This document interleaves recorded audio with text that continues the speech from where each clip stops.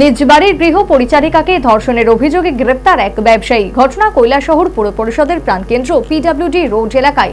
ঘটনায় তীব্র চাঞ্চল্য বিরাজ করছে গোটা শহর জুড়ে।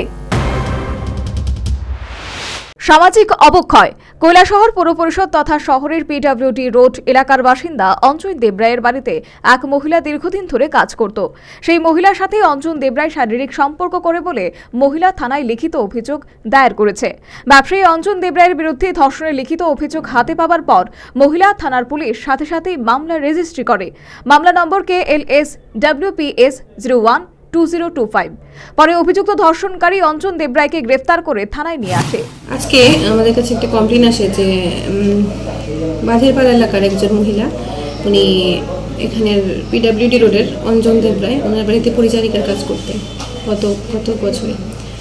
কাজ করাকালীন অঞ্জন দেবরায় ওনাকে কয়েকবার ধর্ষণ করে বলে উনি অভিযোগ করেন এবং সেই মূলে একটি কেস রেজিস্টার হয় এবং অভিযুক্তকে অ্যারেস্ট করা হয়। কেস নাম্বারটা কত? কেস নাম্বারটা 125।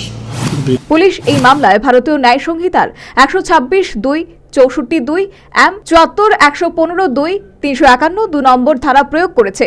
এদিকে সূত্রের খবর, অভিযুক্ত ধর্ষণকারী অঞ্জন দেবরায়কে পুলিশ গ্রেফতার করার পর মামলা না নিয়ে তাকে ছেড়ে দিতে সে নিজেকে শাসক দলের কর্মী বলে পুলিশকে চাপ দেয়।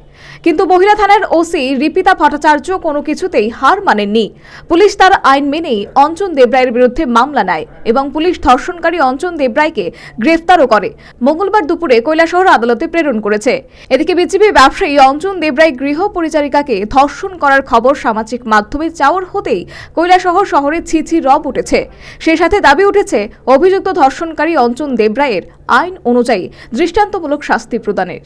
Bureau report, news vanguard.